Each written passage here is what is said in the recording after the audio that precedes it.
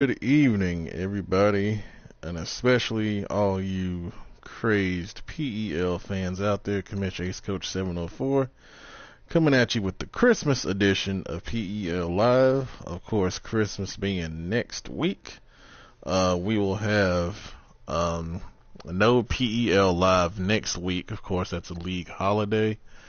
Um, so I just want to say to everyone, happy holidays. If you do celebrate Christmas, Merry Christmas. And if you celebrate Hanukkah, Happy Hanukkah. And if you celebrate Kwanzaa, Happy Kwanzaa. And all of that good stuff. And I'm wishing you and your family the best in this holiday season.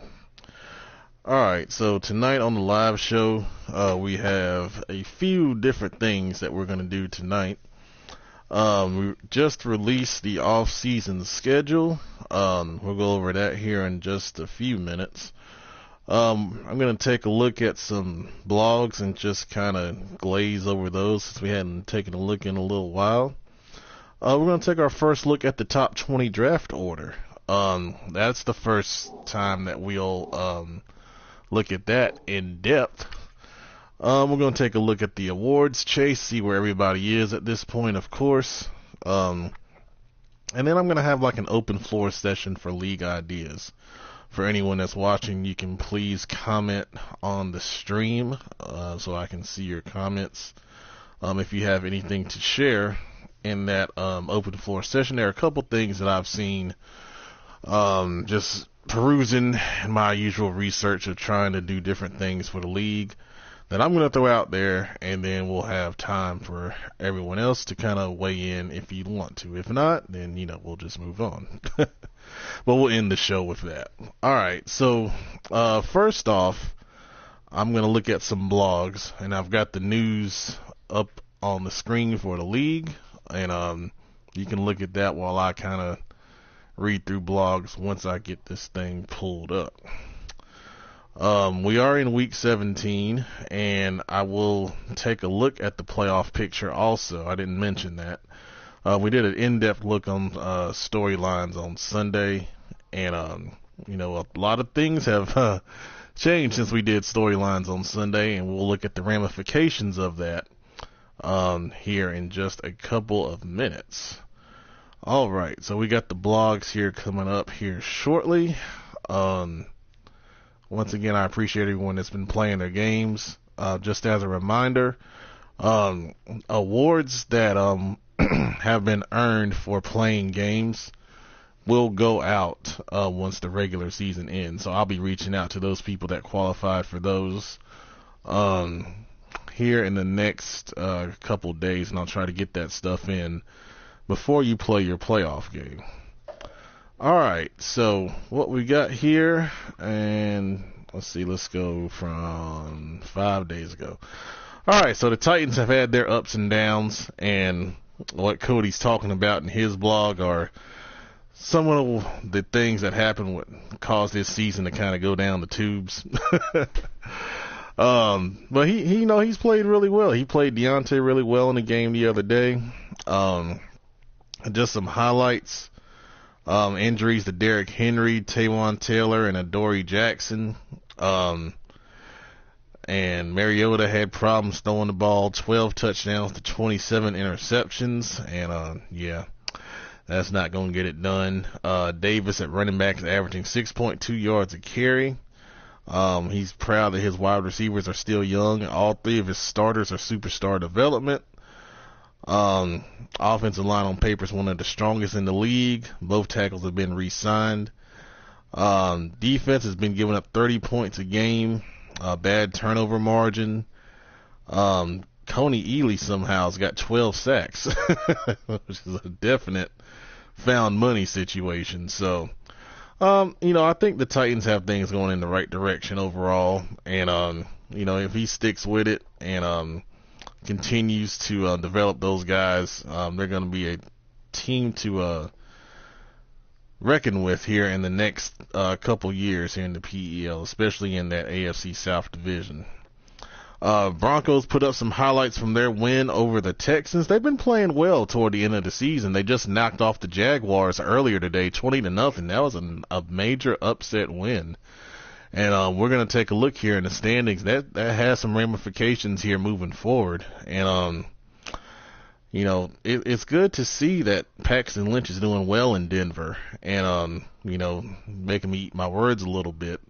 By releasing Mr. Vincent, the really talented young quarterback. But, sometimes you just play better with other players. And it's a good sign for Denver. They'll be able to compete next year in the AFC West, I believe. The Chiefs gave a couple of recaps of their games after 12 games and after 14 games. Overall, it says they played really well against the Packers. They won 57-14. Good Lord. And that was the game Frank Clark had 4.5 sacks. We were highlighting him among the award winners, which we're going to take a look at again here in a minute. And then after 14 games, they were 11-3, and they defeated the Jaguars 24-12.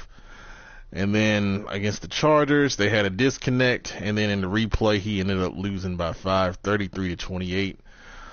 He lost last week in a big game, and now week 17 we're going to take a look at that game with the Chargers. It's going to be a really big one for that division in the AFC West, and the loser could miss the playoffs on top of that. So big game there. The Dolphins did a recap of his games, and this is my first time reading this, and he seems to be really happy that he defeated us twice. But, the thing I have to say to that is you just look up and see who's the division champs and a top seed in the AFC. So, we don't play for personal championships. We play for the big one. And if I see you again in the playoffs, the third time will not be a charm. And I'm glad you're watching. I've done my analysis, and I know what's coming, so this time I won't be distracted. That's a promise. Favorite chance my ass, 13-2. Okay. Anyways, Eagles win big in Detroit, and this was a big win for the Eagles, knocking off the Lions, the former Super Bowl champs. And they won that game. I think it was 38-21. And we saw Flanagan won Player of the Week. I think he had 4 interceptions in that game. Good Lord. So he has broken the interception record for sure. And we'll take a look at him once we get into award winners and such. All right, so we'll take a look here at some standings, and we'll see where everyone is, and then we'll look at week 17 schedule. All right. So we'll start with the AFC because we usually start with NFC. We'll switch it up a little bit. The top 2 seeds have been locked up in the AFC, and then we'll see who the number 1 seed is this week. The Steelers and the Bills, both at 13-2, and they're actually playing in the game of the week this week. But I'll tell you now, none of my starters will be playing in this game. The only thing we have to gain is home field advantage, and I don't think it's worth it. I'm not risking injury for that, because ultimately Madden will decide who wins, and if they want us to win, then we'll win no matter where we play. So I'm projecting the Steelers to win this, go 14-2, be the number 1. Bills will be the number 2 at 13-3. And then after that, we've got a whole slew of teams just at the same damn record. So this is going to be a mess to try to sort out. The Chiefs right now lead the AFC West at 11-4, but they play the Chargers in basically a divisional championship game. And then you got the Browns, Jags, Dolphins, Chargers 10-5, and then the Jets and the Colts at 9-6. So we got to go to divisions to try to break this down a little bit. AFC North, the Steelers have this locked up. Now the Browns at 10-5 are an interesting case. We looked at them a bit on storylines, and now you see they're at 7-4 in the AFC for their divisional record. So that's very important for the wild card. In the South, we got the Jags at 10-5. Now them losing that upset loss to the Broncos slightly opens the door for the Colts at 9-6, but we got to keep in mind the Jags have the tiebreaker on the Colts, so they have won the division. But the Colts at 9-6 are still in wild card contention. And then you look at their conference record. They're only 6-5 in the AFC, so that's going to hurt them a little bit when it comes down to tiebreakers. AFC East, we've got the Bills that won the division. Once again, the Bills won the division, not the Dolphins. The Dolphins are 10-5. They are hot. They have won 5 in a row. So they're peaking at the right time. But in the AFC, they're 8-3. So that really helps them when it comes down to tiebreakers for the wild card. And then the Jets at 9-6 also still have a chance. Their AFC record is 7-4. All right, so keep in mind we got the Browns at 7-4 in the AFC, Jets 7-4, Colts 6-5, and then the Dolphins at 8-3. So the Dolphins right now are in a good spot to get one of those wild cards based on their AFC record. All right, AFC West. Chiefs at 11-4, Chargers 10-5. They're playing a de facto divisional championship game this advance week 17. And you look at their AFC wins, they're both at 8-3. So the loser would be 8-4 in the AFC, which is still a good spot if they're able to get into the wild card. That would help them in the tiebreaker situation. All right, so if you look at projections now, so it's going to take a lot to try to break this shit down.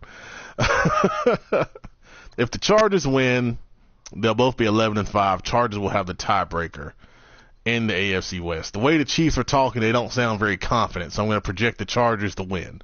All right, so let's keep that in mind. Now let's jump back to the AFC standings. So we're going to project the Chargers to win at 11-5.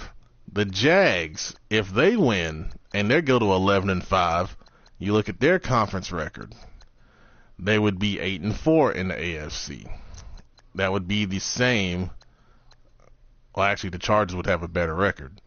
Now, if they played head-to-head, that would determine who gets seated where. All right, and that's very complicated to break down now.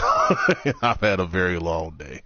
So we're just going to project some seeds here, and then we'll jump to the NFC. All right, so we're going to say the Steelers are the 1, Bills are the 2. Let's say the Chargers are the 3. Jags would be the 4. Dolphins are the 5. And then you got a choice between the Browns, Chiefs. It really would be Browns and Chiefs because they've got both teams right now at possible 5 losses and 11-5 record. So you project the Browns to win, Chiefs to lose. Those would be your 2 wild cards. For the Colts and Jets, they would have to really hope that they get a lot of help for them to have a shot to get in. So basically they would need the Dolphins to lose, the Chargers to lose, and the Browns to lose to have a shot at one of those wild card spots. So that's who you're rooting against if you're the Jets and the Colts. So this is a huge mess, which is one of the reasons why we didn't go 24-hour advance this time around, because we have so many teams still in contention here in week 17. All right, so let's jump to NFC, because I can talk for hours on that, and we don't have hours. The 49ers at 13-2 would be the 1 seed right now. And then the Eagles would be the 2 seed based on the tiebreaker over the Lions. They just beat them. So the Eagles would be the 2 at 12-3. And then the Lions would be the 3 at 12-3. And then the 4 seed would be the Falcons at 9-6 based on winning the NFC South. Wild cards right now are the Cardinals at 10-5 and the Seahawks at 10-5. Packers at 9-6 still in contention. I don't count the Giants really as in it because these 2 10-win teams right now sit in the wild card, and the Giants only have 8 wins. So it's pretty elementary in the NFC this year. The Packers are the only ones that can really crash the party, and they'd have to win and then hope Cardinals or Seahawks lose. And then we take a look at conference record. Let's see where we are. Packers are 7-4 in the NFC. and they're really rooting against the Seahawks. They're hoping that they win and then the Seahawks lose, and that forces a tie for that second wild card spot. And then we need to look and see if the Seahawks and Packers have played head to head. And then if they have, that would help determine the tiebreaker. And if they haven't, then it just comes down to Madden. Alright, so we're going to look at the Seahawks schedule. And they have not played the Packers. So the Seahawks are playing the Rams. Well,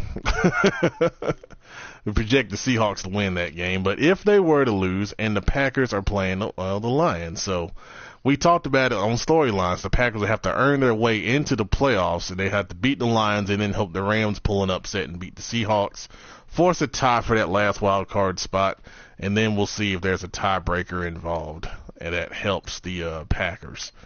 But, we're really wishing upon a star on that scenario. Alright, so since it's real elementary in the NFC, let's project some matchups here. So like we said, 49ers and Eagles with byes. Lions would be the 3. They would play the Seahawks as the 6 in the first round. And then the Falcons as the 4 would play the Cardinals as the 5 right now in the first round of the playoffs if things finish the way that we project them out to finish here. Alright, so the NFC is pretty simple. That's why we start with the AFC, and we got a lot more teams in play, and that's why the AFC is the better conference. Like I've been saying all year long, I just wanted to wait till week 17 to bear that shit out. So now y'all see it, and I don't want to hear no more crap about who's the better conference, because the AFC has more teams in contention, more teams with double-digit wins, and just teams with better records than the NFC. Alright, case closed. Next topic. Anyone got something to say? Thank you. I'm glad you agree, Heavy. I appreciate that. Alright. For the teams that aren't in it, top 20 draft order. Shoebox, shut the hell up. And you too, Levi. Alright. I'm glad I don't have party chat on. I'm going to the wrong thing. Rosters. Alright. So, top 20 are for people that are not in the playoffs. So we're going to look at that. Projected number 32 pick. Man knows what the hell he's talking about. See there? Broncos right now would have the 10th pick in the upcoming draft. Bucks would have the 9th pick in the upcoming draft. Nope. Cowboys, there we go. Oh, wow. Cowboys have the 2nd pick in the draft. We'll see if he makes it. Giants would have 15th pick in the draft. He usually doesn't make it, though. Jets would be number 18 right now. Packers would be number 17 right now. Panthers, number 16. Patriots, number 6. Raiders, number 11. Rams, number 4. Ravens, number 7. Redskins, number 8. Saints, number 13. Texans, oh, they don't have one. Uh-oh. Titans, number 12. Vikings, number 14. He'll get a good player. Bears, number 1. And a top 5 from Houston. Uh-oh. So Chicago's going to be a major player in the upcoming draft. And I hope he'll be smart and he won't trade. I don't think he will. They definitely need playmakers in Chicago. So he'll be in a position to get 2 of them. Bengals, number 3 overall. And let's see who I missed here. Let's go through everybody. I think I felt like I missed somebody. No, don't give him anything because you won't pick another slow development guy. I thought Townsend was going to be a really good pick too. I was surprised when he came out slow. Someone's got some first. I know the Falcons do. Nope. No, okay. New trade rules. Slow them down. Look at there. Ain't that something? Alright, anyway, they must have hit everybody. Alright.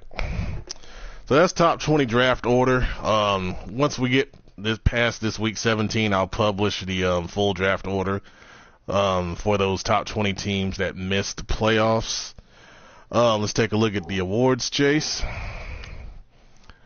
And if you're in a pretty good spot week 17, most likely you'll win unless we got somebody that's going to come out and stat pat. But league MVP, of course, no surprise, Brad Kaya. Le'Veon Bell may have a big game because I've got every backup in the world in. And Flanagan, I tell you, for him to be third is a huge success there. That's a very good job. Coach of the year, Bruce Arians for the Eagles. That's well deserved, even though I'm number 2. That's okay. That's all right, man. You did a good job in turning that team around. I don't mind that. So NFC, Brad Kaya. Then you see the other contenders right there. Although he did have a rough game against the Eagles, I will say that. Flanagan, of course, Defensive Player of the Year, well deserved. You see the other contenders there, but they won't win it.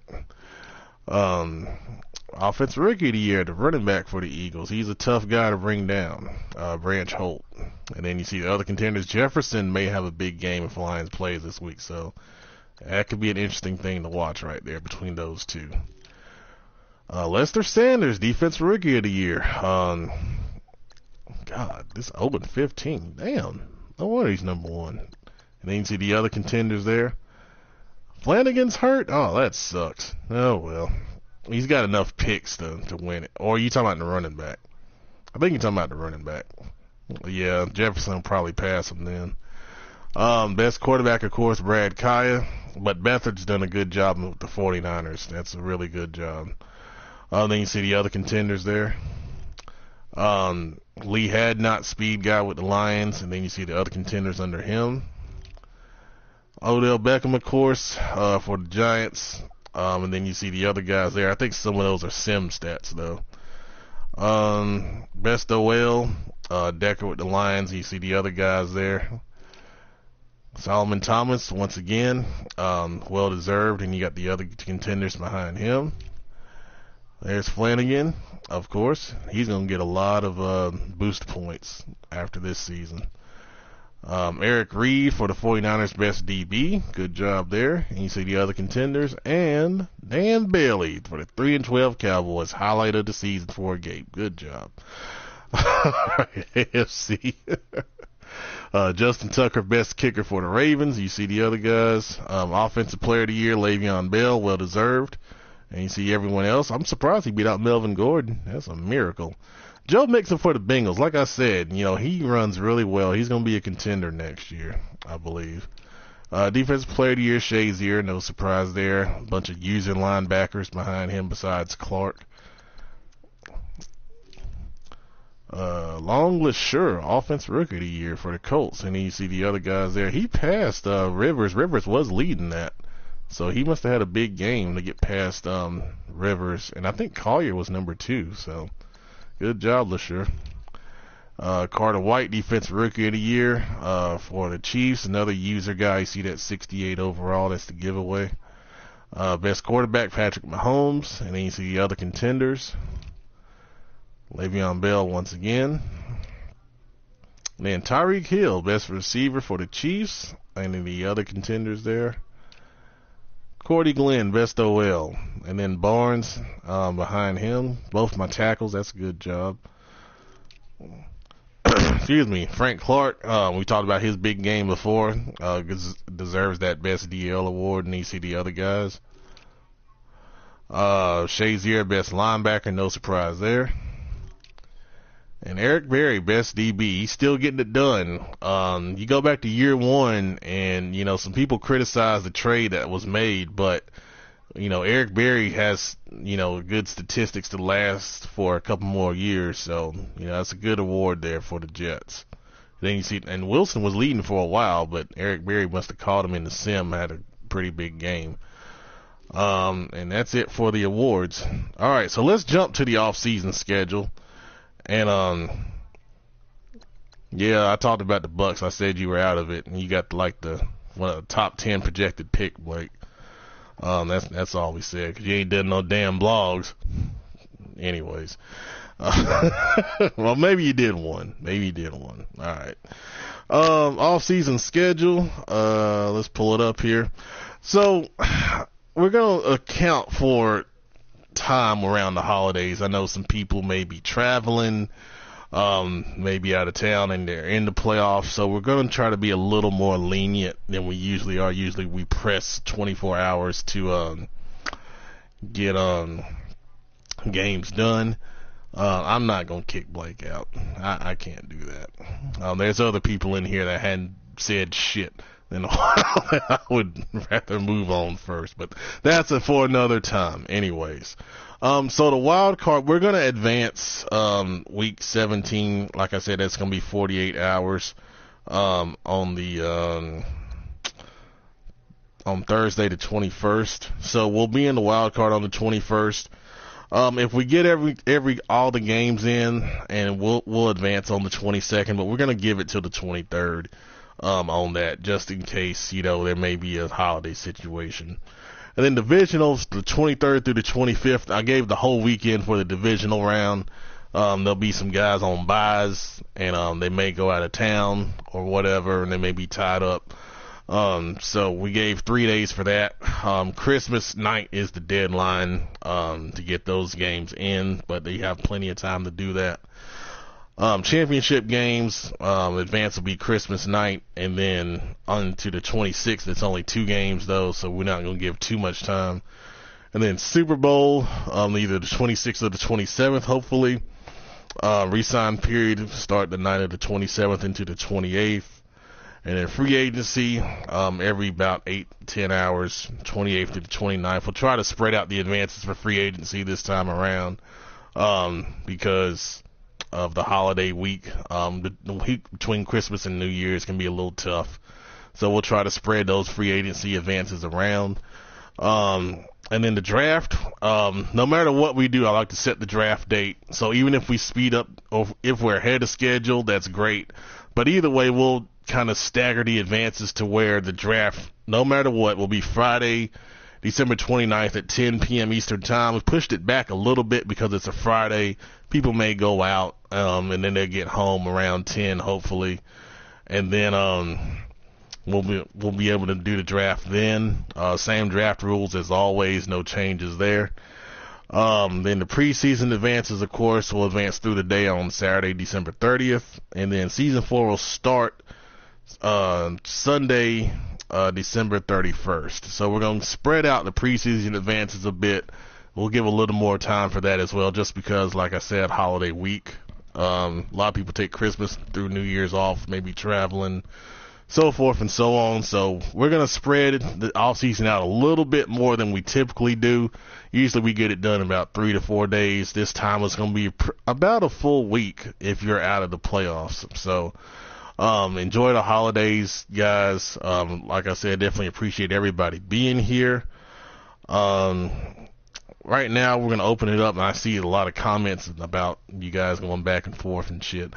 So I'm glad to see it's active. So I do want to open the floor for any new ideas for the PEL. I think we're doing a really good job in terms of blogs. I really appreciate all the activity that we're getting there, and some people have earned some development upgrades and such. And like I said, I'll be in touch with you in DM about those once I'm able to total up what everybody's done this year. And that'll also include the games played reward that we talked about. And let me find that blog that I did about that and kind of refresh everybody's memory. But one of the things that we really want to do, I want to do something else with the draft. I saw an idea from another league, and they kind of hid diamonds in the rough. And they did it with undrafted guys. So what they kind of did was they wrote storylines for a lot of the undrafted projection guys. And then based on those storylines, if you take one of those guys, you may get a superstar development guy, a quick development guy, so forth and so on. and then his ratings can be adjusted based on that storyline you select.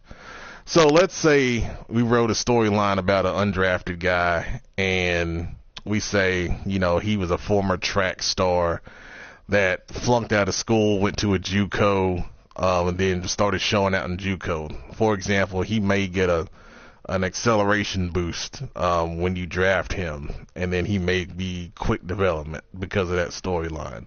So something along those lines, I've kind of thought about instituting here in the league. I thought that was pretty cool when I saw that, because you don't really draft undrafted guys. So if you take a flyer on a guy late in the draft because he, has a good storyline, it could be worth it instead of, taking someone that's just projected 6th round, so forth and so on, because NFL teams do that. So we could bring that element here to the PEL only with undrafted guys. So, that's something that we could kick around. But if you got any ideas like that, you can throw them out there, or you can just DM me if you have certain ideas.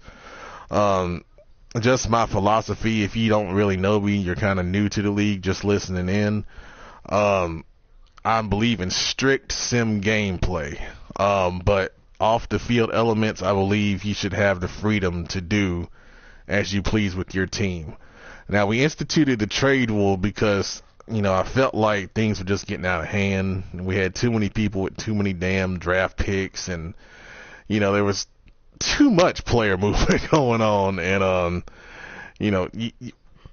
I like it where you're active, but you have to think about what you're doing at the same time. So when we limit the trades, which is just as a reminder, you get 2 trades during the season and then 1 trade in the off season. So we'll be bringing back the trade tracker once free agency opens up. It really forces you to think about what you're doing and maximize the trade that you use to really help your team. And then really utilize free agency and the draft to build your team like they really do in the NFL, because you don't see a ton of trades in the NFL. So that's really what we're pushing for with that trade limit. I'm reading some of the comments here. To talk about next year, just briefly, we are going to go to a random pick order.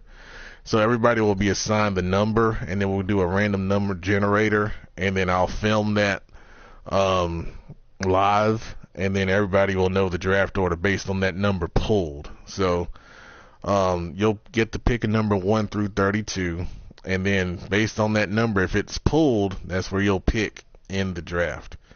So, the last couple of years we've done it based on longevity, but we've had so many people stay in the league that, I want to kind of open it up to other people being able to get, their favorite team. So you stick with it. We'll probably do that a little before the summer for Madden 19, because I know in summer things kind of slack off a little bit, and the guys that have been here, we'll just get that done because most of you will be back. All right. So anyways, does anyone have any comments, questions? Blake, you weren't going to get the Falcons anyway. There's too many Falcons fans in front of you. All right. It just wasn't going to happen. All right. Any other comments or questions before we end this fiasco of a show? Let's play on Rookie Arcade. No, that's not going to happen. The funny thing is we'll probably get better results if we do that. But Levi, thank you for that comment. I wholeheartedly agree, and I cannot wait till week 17 in real life, because the Panthers are going to go down there and we're going to own Mercedes-Benz Stadium again in week 17 like we did before. Remember, Falcons fans, just remember who your father is, and it's Cam Newton. Good night, everybody.